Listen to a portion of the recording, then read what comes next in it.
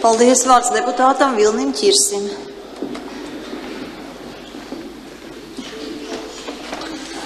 Kolēģi, man fascinē Saskaņas centra tāda inovatīvā spēja izdomāt veidus, kā lāpīt savu budžetu.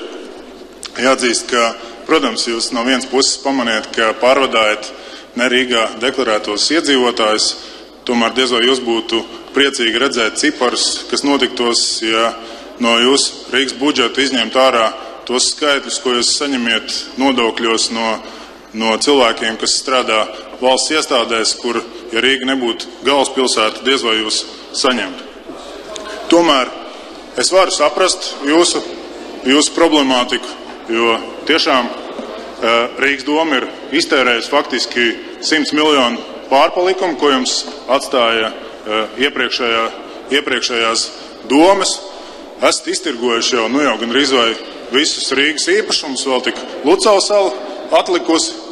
Un, protams, ka kaut kāds risinājums jāatrod. Un šobrīd esam liecinieki jau tādai trešai slimības stadijai, kas saucās dodiet naudu no valsts budžeta.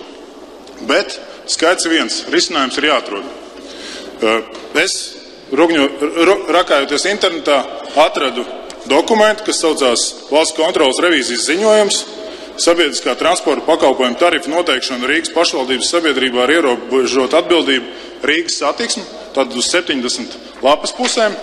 Un galvenais secinājums, kas rodās izlasot šo te ziņojumu, ir, ka Valsts kontrolas revīzija secina, ka Rīgas sabiedriskā transporta tarifs ir nepamatot paaugstināts un tā aprēķinos iekļauti darījumi vairāk nekā 16 miljonu eiro apmērā, kas raksturojami kā neliederīgi un neracionāli, vai kur nepieciešamības pamatojums nav izsekojams.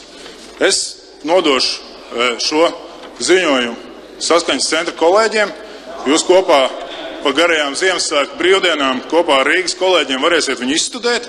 Un, ja jūs labi izpildīsiet mājas darbu, tad jūs atradīsiet šos 15 miljonus priekš transportu, un jums vēl paliks 1 miljons pāri, kur jūs varēsiet tad sadalīt droši vien Rīgas satiksmes valdes locekļu algām. Paldies!